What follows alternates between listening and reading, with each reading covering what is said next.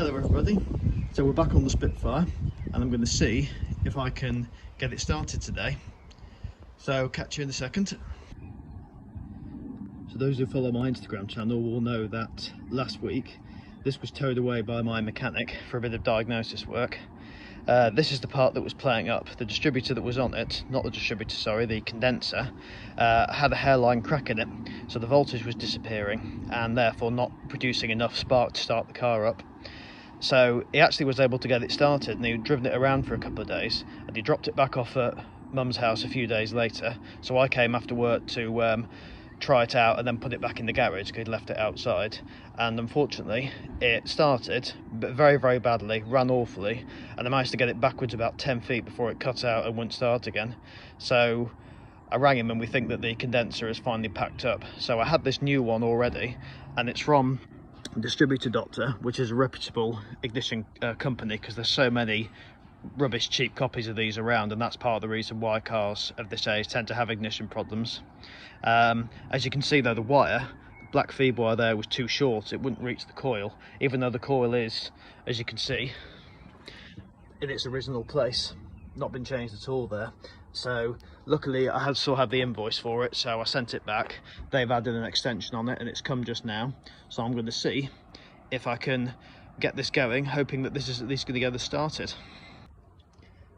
Now what I'm going to do first is I'm going to retard the ignition timing slightly, because when I was fiddling with this a few weeks ago I advanced it trying to see if that would get it to start, and obviously it didn't. I can't do this two-handed, so all you got to do, this is the distributor cap right here, and you can see these two bolts just down here. You just loosen those off and that will allow you to twist the distributor cap like that, and that will adjust the ignition timing. So I just need to move it anti-clockwise only a fraction, and that should have the timing accurate. And once I've got this started, I will adjust the timing properly. I've got the negative battery terminal disconnected as well for safety. So that's the timing retarded slightly. We're inside the distributor cap. All you got to do is unclip these two clips here, either side, and then inside we'll find the rotor arm and the points.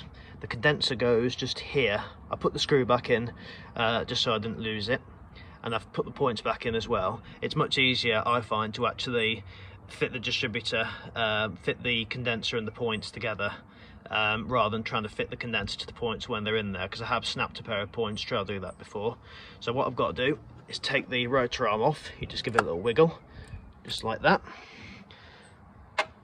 And then I've got to unscrew that big screw there to take out the points, and then we should be okay.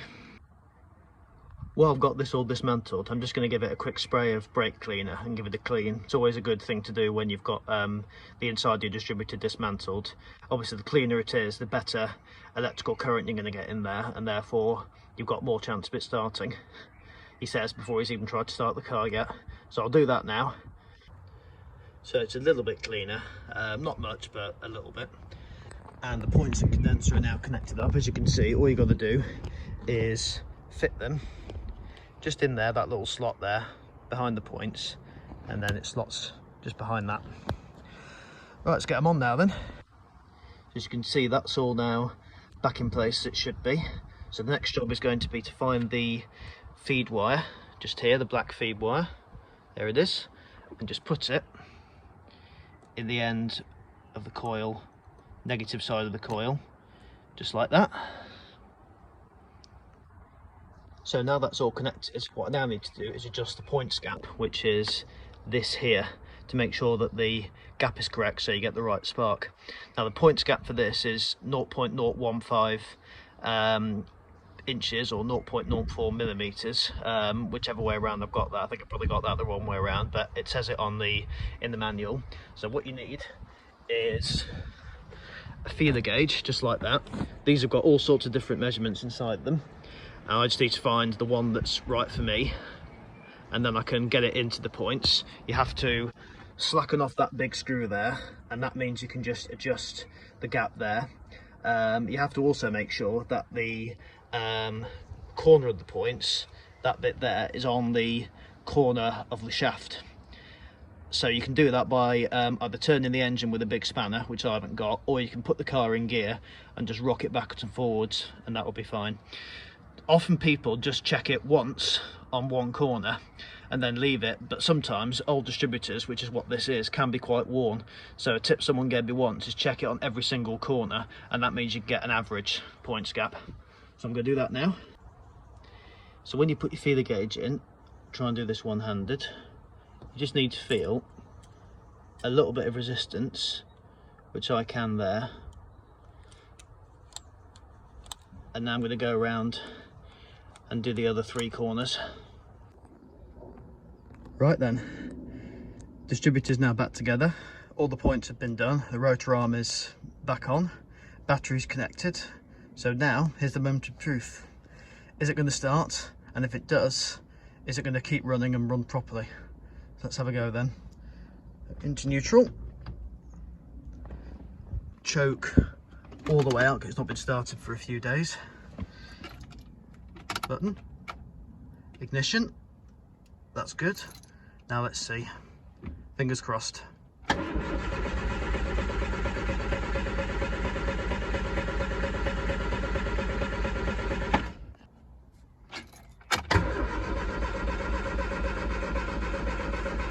Well, it's spinning over okay, but it's not trying to fire. So I've just taken out one of the spark plugs, and as you can see, it is covered in carbon deposits, even though these were cleaned thoroughly very recently. So I'm going to give these a clean and then see if that gets the car going. So what I've done is I've taken every plug off one at a time, given it a good clean. I've also blown down the HT leads, because what could have happened is when it was dropped back off by the mechanic last week, it was raining a lot and it was left outside all day in that torrential rain we had last week. So I wonder whether some damp had got into the HT leads. I've had a blow through them all, and hopefully that will cure it, he says. So fingers crossed. Let's try again. In neutral.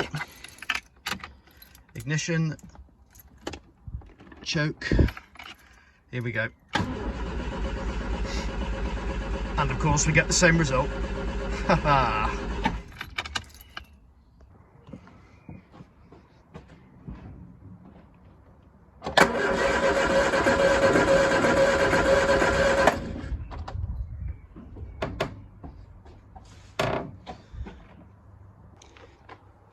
So what that video has just shown me there is that we don't have spark for some reason. Now I don't know why on earth that would be the reason.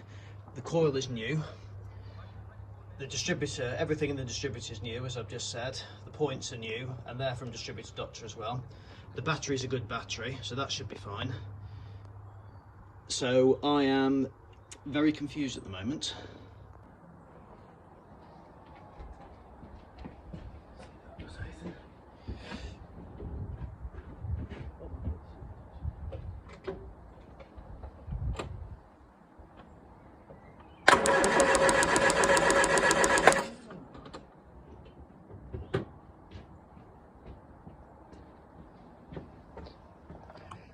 So I've just taken off the ignition wire from the coil, and as you can see, the coil is producing a spark, or as you could see on the on there. So the wire's okay. So the problem quite clearly is something in here somewhere.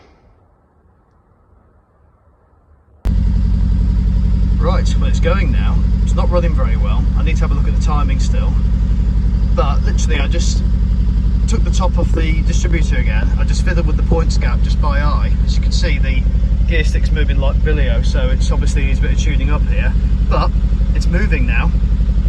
So I'll try and see if I can just fiddle with this and just get it to calm down a little bit. That's helped a little bit. But maybe I just got the points gap wrong, even though I'd followed every instruction to the letter. So let's see, I'll just let this idle and see how it warms itself up first.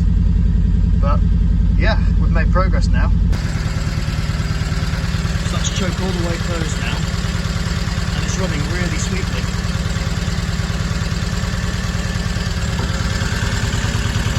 Oh, one of my plug leads has come off, that's why. Right, now let's try it.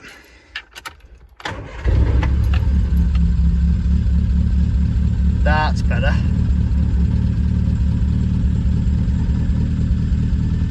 Let's let it get up to temperature and then we'll see what's what when we do that. I'm get the strange noise now. There, don't know what's making that noise. And it's suddenly starting to vibrate quite high without me doing anything.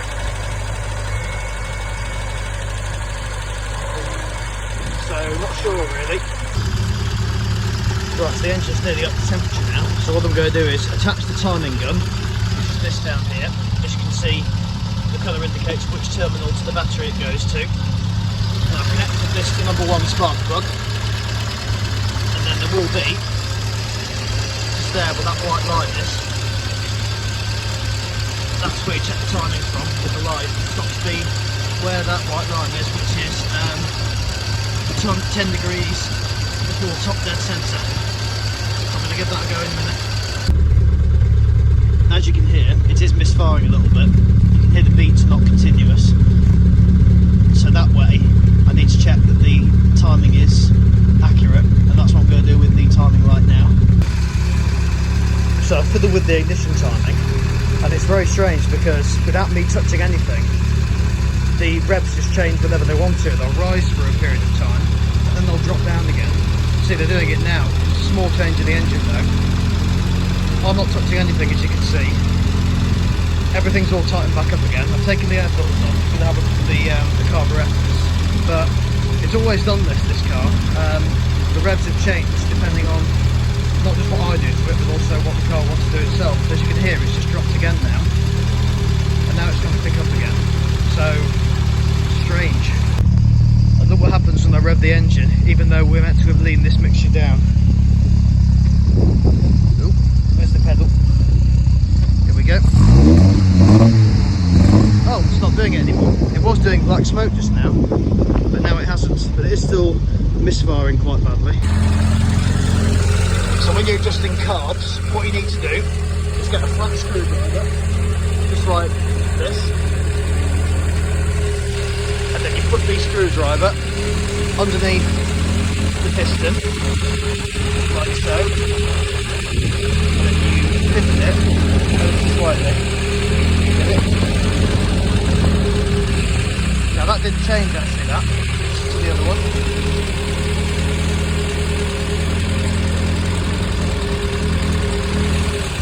Now the fact that I lifted that and the revs didn't change implies that the mixture is now correctly adjusted.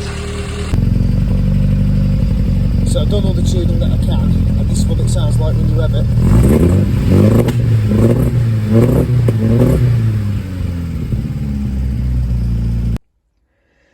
So, done all the tinkering that I can. It's not a complete fix. I didn't think it would be, to be honest. There's something going on in there that's causing it to not run properly, but at least it's working now.